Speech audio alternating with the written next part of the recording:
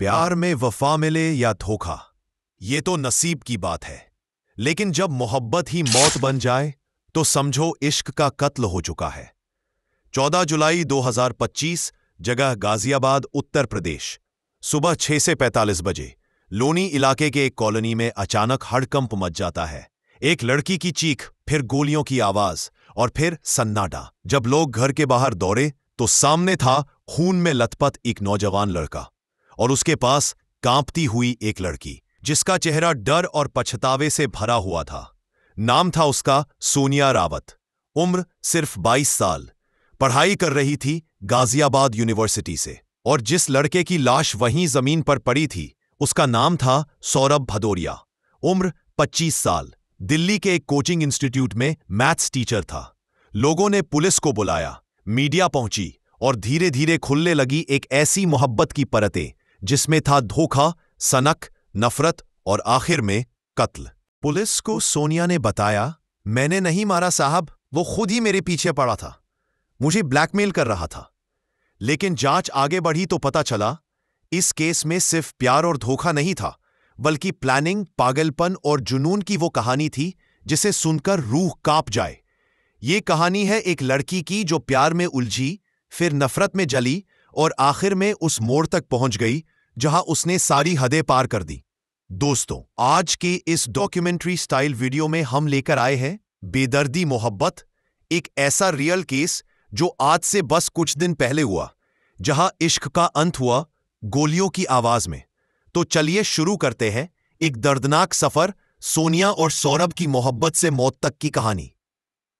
दिल्ली से सटे गाजियाबाद का एक आम सा मोहल्ला, भीड़ भाड़ से भरा हुआ, मगर हर चेहरा अपने ही किस्सों में डूबा हुआ। वहीं एक छोटे से मकान में रहती थी सोनिया, 24 साल की, कॉलेज खत्म करके अभी अभी नौकरी शुरू की थी। शांत, समझदार और थोड़ी सी जिद्दी, माँ बाप की इकलौती औलाद। और दूसरी ओर था सौरभ, 26 साल का, लड़कियों के बीच काफी मशहूर, एक प्राइवेट कंपनी में मैनेजर। उसके पास सब कुछ था, लुक्स, पैसा, एटीट्यूड। और शायद इसी एटीट्यूड ने उसकी जिंदगी को भी तबाह कर दिया और सोनिया की जिंदगी छीन ली। सोनिया और सौरभ की पहली मुलाकात हुई थी इंस्टाग्राम पर। एक म्यूचुअल फॉलो से बातचीत शुरू हुई, फिर चैट से वीडियो कॉल, और कुछ ही हफ्तों में दोनों के बीच मोहब्बत परवान चढ़ने लगी। दोनों को एक दूसरे की आदत सी हो गई थी। मगर कहते हैं ना, इश्क जब हद से बढ़ता है तो या तो इबादत बनता है या बर्बादी। शुरुआत में सब कुछ खूबसूरत था।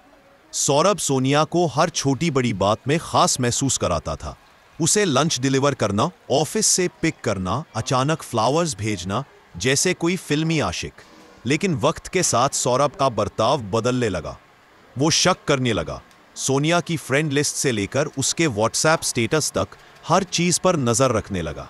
सोनिया परेशान थी। उसे लगता था शायद सौरभ उसे बहुत चाहता है, इसलिए ओवर प्रोटेक्टिव है। मगर धीरे धीरे ये प्यार का घोंसला एक तंग पिंजरे में बदल गया। सोनिया अब पहले जैसी नहीं रही थी। वो हंसती तो थी, पर वो हंसी बनावटी लगती थी। सौरभ उसे किसी से बात तक नहीं करने देता था। कॉलेज के बाद भी जब हम मिलते थे, उसका फोन हमेशा वीडियो कॉल पर होता था, ताकि सौरभ देख सके कि वो कहाँ है और किसके साथ। Narration resumes, neutral tone. एक दिन सोनिया की मम्मी ने उससे पूछा, बिटिया ठीक तो है ना, तू परेशान लग रही है। सोनिया ने कुछ नहीं कहा, बस मुस्कुरा दी। और यही मुस्कान उसके दर्द की सबसे बड़ी चुप्पी थी। इस दौरान सौरभ का ऑब्सेशन और बढ़ता गया। उसे अब सोनिया की जिंदगी पर पूरा हक चाहिए था। वो क्या पहनेगी, कहाँ जाएगी, किससे बात करेगी, सब कुछ। और जब सोनिया ने थोड़ी दूरी बनानी शुरू की तो सौरभ के दिमाग में तूफान उठने लगा। सौरभ अब एक प्यार करने वाला लड़का नहीं रहा था। वो अब एक कंट्रोल फ्रीक बन चुका था। सोनिया की जिंदगी उसकी मर्जी के बिना नहीं चल सकती थी। यही उसका उसूल बन चुका था।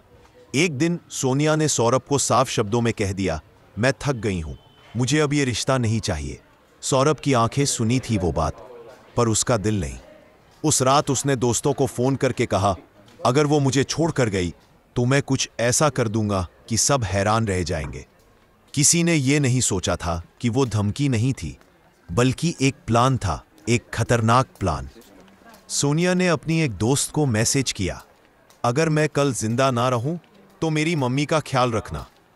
ये मैसेज किसी डर का नतीजा था या कोई इशारा, अब शायद हम कभी नहीं जान पाएंगे।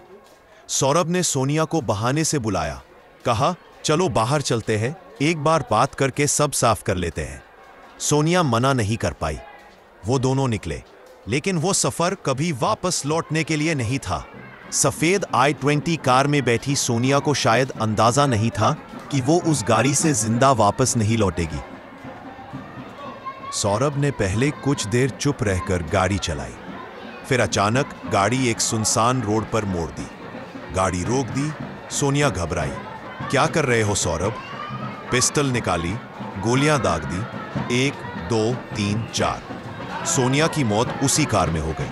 करीब आधे घंटे बाद सौरभ खुद ही स्थानीय पुलिस स्टेशन पहुंचा। उसने कहा, मैंने अपनी गर्लफ्रेंड को मार दिया है। गाड़ी में उसका शव पड़ा है। पुलिस जब मौके पर पहुंची तो कार के अंदर का मंजर देखकर हर कोई सन्न रह गया। सोनिया की लाश खून से लथपथ और सामने वाली सीट पर पड़ा था एक छोटा सा टेडी बियर। शायद वही टेडी जो किसी वक्त सौरभ ने सोनिया को प्यार में गिफ्ट किया था। अब वही टेडी उसकी बेरहमी की गवाही दे रहा था। पुलिस ने सौरभ को गिरफ्तार कर लिया। पूछताछ में उसने कबूल किया, मैं उसे बहुत प्यार करता था, लेकिन वो मुझसे दूर जा रही थी। मैं बर्दाश्त नहीं कर सका। सोनिया अब नहीं रही, लेकिन उसकी कहानी हर लड़की के लिए एक सबक है कि प्यार के नाम पर अगर किसी का बर्ताव जहरीला लगे तो वो मोहब्बत नहीं, एक जाल है। और सौरभ, वो अब जेल में है, लेकिन सवाल ये है, क्या उसका पछतावा अब किसी काम का है? ये थी सोनिया और सौरभ की कहानी। बेदर्दी मोहब्बत, एक खौफनाक इश्क जो मौत पर खत्म हुआ। अगर आप भी ऐसे किसी रिश्ते में हैं जहां प्यार की जगह डर और कंट्रोल हो, तो आवाज उठाइए। प्यार कभी भी जान लेने की वजह नहीं होना चाहिए। दोस्तों, अगर आप भी कभी किसी ऐसे रिश्ते का हिस्सा रहे हो जहां प्यार के नाम पर बस कंट्रोल था, तो अपनी कहानी कमेंट्स में लिखिए। शायद आपकी कहानी किसी और को हिम्मत दे सके। और हाँ, अगर आपको लगता है कि ऐसे सच सामने आना जरूरी है, तो इस वीडियो को लाइक जरूर करें, अपने दोस्तों के साथ शेयर करें और ऐसे ही इमोशनल और सच्ची कहानियों के लिए हमारे चैनल को सब्सक्राइब करना ना भूलें। मिलते हैं अगले एपिसोड में एक और दिल को छू लेने वाली कहानी के साथ। तब तक के लिए खुद का ख्याल रखिए और सेफ रहिए।